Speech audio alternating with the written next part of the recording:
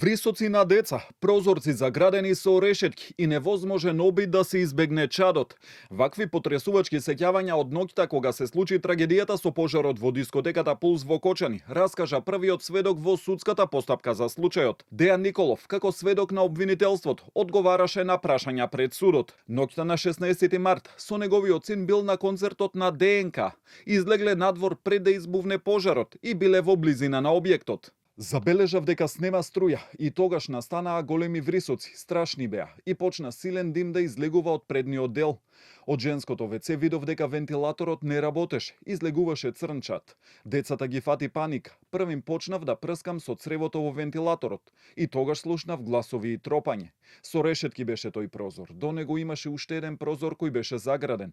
Потоа ги скршивме прозорците, а на самите решетки се фатија девојчиња. Плачеа, врескаа, се обидов да ги смирам и одлучив да ги прскам со вода. Син ми до мене стоеше и цело време велеше: "Те молам, тато, спаси ги." Јас велев дека ќе дојде против пожарна.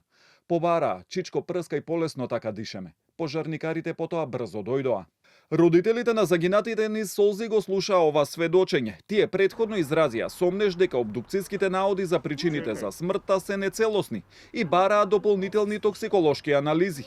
Фактот што државните институции потврдуваат можност во присуство на цијанидни гасови во просторот на истовремено, не постои исто јавен достапен доказ дека овие гасови биле анализирани во телата на жртвите. Потврда веројатно за ослободување на цијанидни гасови. Обдукцијски наод наведува исклучиво јаглерод моноксид како причина. Обдукцијски налог признава дека други токсиколошки анализи допрва треба да се достават.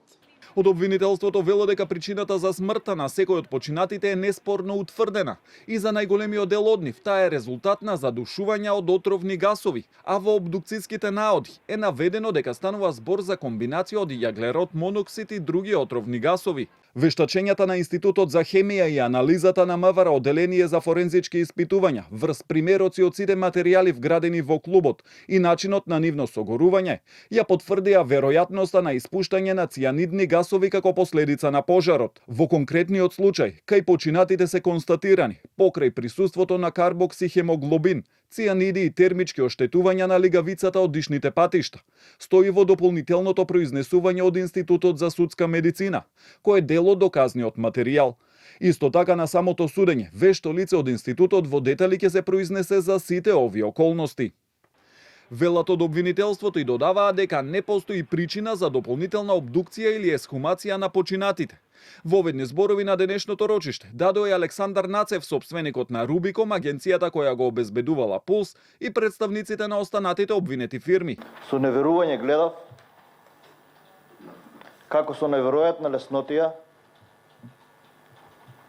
одново и одново беше рушена пресумпцијата на мојата невиност, додека целиот тој период бев таргет и на разни неосновани и политизирани клевети и навреди.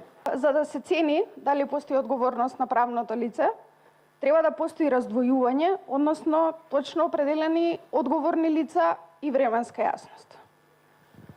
Имаме нејасна правна квалификација за кривично дело за кое што се товари правното лице. Следно рочиште е закажано за 29 декември, за кога се очекува сведочење на родителите.